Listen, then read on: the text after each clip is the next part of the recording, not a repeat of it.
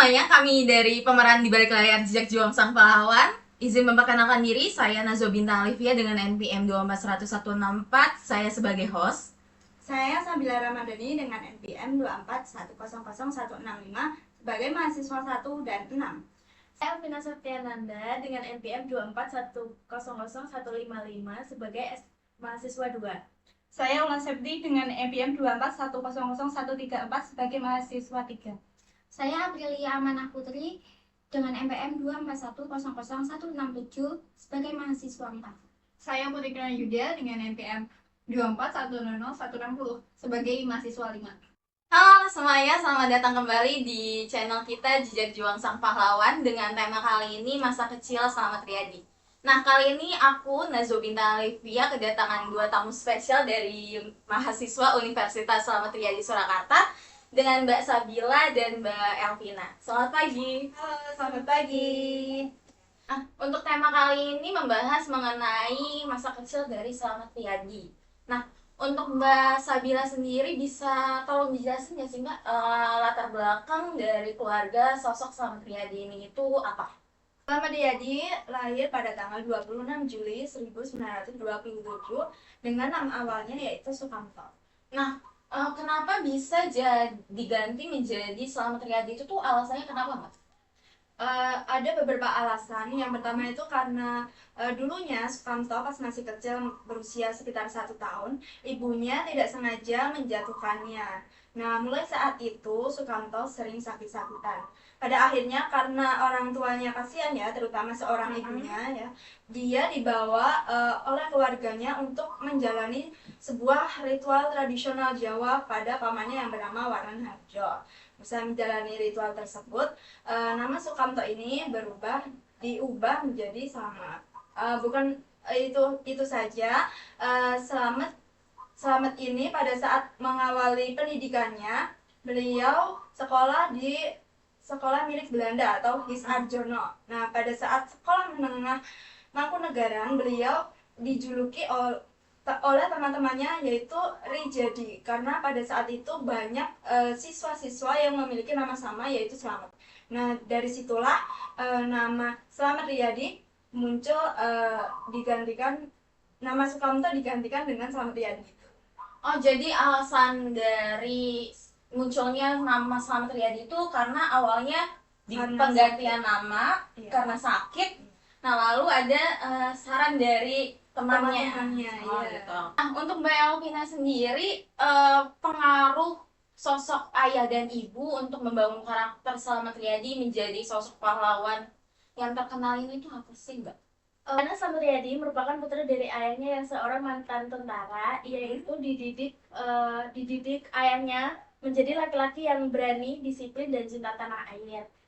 Selain dididik tegas oleh ayahnya, ia juga diajarkan oleh ibunya tentang kelembutan, kasih sayang, menolong sesama, nilai kesederhanaan, dan keikhlasan.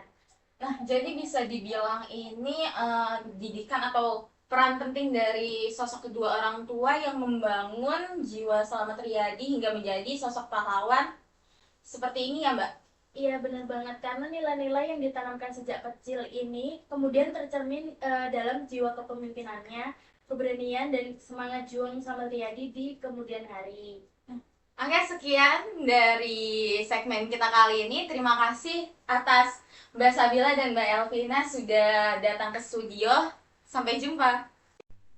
Selamat datang kembali di Jejak Juang Sang Pahlawan. Segmen kali ini saya ditemani oleh dua orang mahasiswi dari Universitas Selamat Riyadi Surakarta bersama Mbak Putri dan Mbak Wulan. Selamat pagi Mbak Putri, Mbak Wulan. Selamat pagi. Nah, saya dengar-dengar di Universitas Selamat Riyadi ini ada mata kuliah wajib yaitu Keselamat Riyadian. Benar nggak, Mbak? Benar sekali, Mbak. Nah, untuk sebagai generasi muda yang mempelajari mengenai Keselamat Riyadian sendiri, nah gimana sih pandangan Mbak Wulan dan juga Mbak Putri mengenai masa kecil Selamat Riyadi dan kaitannya dengan semangat juangnya yang mengantarkan dia menjadi sosok pahlawan yang terkenal. Menurut saya, masa kecil Selamat Riyadi menunjukkan jiwa kepemimpinan dan semangat membela kebenaran itu bisa tumbuh sejak dini. Kita bisa melihat bagaimana ia digambarkan sebagai sosok anak kecil yang lincah, pemberani, dan selalu membela teman-temannya. Itu adalah bibit-bibit seorang pemimpin dan pejuang. Saya setuju, lingkungan yang penuh dengan cerita kepahlawanan juga pasti memicu imajinasi dan menanamkan rasa cinta tanah air dalam dirinya sejak kecil. Kebiasaan bermain di alam bebas juga membentuk fisiknya menjadi teguh, yang tentu sangat berguna di kemudian hari ketika ia terjun ke medan perang. Oke, tadi kan disebutin juga kalau Slamet Riyadi kecil ini memiliki rasa ingin tahu yang besar ya Mbak? Betul. Dan juga semangat belajar yang tinggi. Nah, gimana sih hal ini relevan dengan perjuangannya di masa depan? Tahu yang besar mendorong untuk terus belajar dan mencari pengetahuan.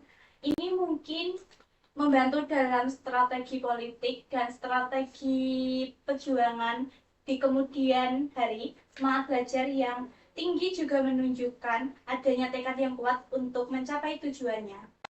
Jiwa kepemimpinan yang sudah terlihat sejak kecil, di mana ia sering menjadi pemimpin dalam kelompok, bermain, atau memimpin dan merorganisir, ini pasti sangat dibutuhkan ketika ia menjadi seorang komandan dalam pertempuran. Nah, oke, jadi masa kecil Slamet Riyadi ini ngasih gambaran awal ke kita tentang potensi kepahlawanan yang dimilikinya ya, Mbak? Ya betul, Mbak. Terima kasih atas perspektifnya yang menarik untuk Mbak Wulan dan Mbak Putri. Kita akan melanjutkan perbincangannya di segmen selanjutnya. Selamat datang kembali di Jejak Juang Sang Pahlawan. Kali ini di segmen terakhir kita bertemu kembali dengan Mbak Sabila dan partnernya Mbak Kiran dalam sesi segmen terakhir. Nah, sebelumnya di segmen-segmen sebelumnya itu kan kita udah sharing-sharing tentang kisah masa kecil dari sosok Slamet Riyadi ya Mbak. Nah, menurut Mbak Sabila sama Mbak Kira nih, apa sih makna yang harus kita ambil setelah tadi sebelumnya sudah mendengar mengenai masa kecil dari Slamet Riyadi? Jadi masa kecil Slamet Riyadi ini adalah contoh nyata bagaimana nilai-nilai luhur yang ditanamkan sejak dini, serta lingkungan yang mendukung dapat membentuk karakter seorang pahlawan.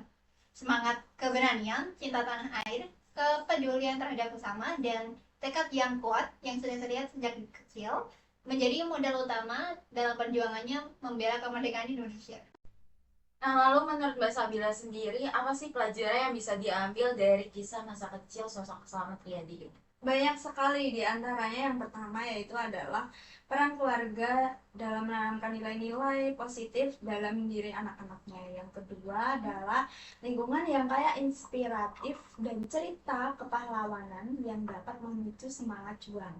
Yang ketiga adalah karakter yang kuat serta jiwa kepemimpinan itu dapat tumbuh sejak usia muda. Dan yang paling penting, semangat pantang menyerah dan cinta tanah air yang menjadi landasan atau modal besar untuk mencapai cita-citanya. Nah, sebagai penutup, apa harapan dari Mbak Sabila sama Mbak Kira sendiri agar kisah masa kecil dari Slamet Riyadi ini terus menginspirasi generasi muda? Harapan saya kisah masa kecil Slamet Riyadi ini gak hanya jadi catatan sejarah, tapi juga jadi sumber inspirasi bagi generasi muda-mudi Indonesia, bahwa setiap anak memiliki potensi untuk menjadi yang terbaik bagi bangsa dan negara, asalkan ditanamkan nilai-nilai yang benar dan diberikan kesempatan untuk berkembang. Semangat Slamet Riyadi ini harus terus hidup dalam jiwa generasi penerus bangsa. Oke. Pesan yang dapat kita ambil dari kisah masa kecil Slamet Riyadi ini adalah bahwa pendidikan karakter sejak dini yang berlandaskan pada nilai-nilai luhur keluarga dan lingkungan memiliki peran yang sangat penting dalam membentuk generasi penerus bangsa yang bersifat tangguh dan berjiwa patriotik. Nggak kerasa kita udah ada di penghujung acara. Terima kasih juga untuk rekan-rekan mahasiswa dari Universitas Slamet Riyadi yang sudah berkenan hadir dalam acara Jejak Juang Sang Pahlawan segmen kisah masa kecil Slamet Riyadi. Nah, sungguh-sungguh sebuah perjalanan yang menginspirasi menelusuri masa kecil sosok pahlawan bangsa Slamet Riyadi. Semoga semangat juangnya terus membekas dalam hati kita semua. Demikian Jejak Juang Sang Pahlawan segmen kisah masa kecil Slamet Riyadi. Sampai jumpa di episode berikutnya. Selamat pagi.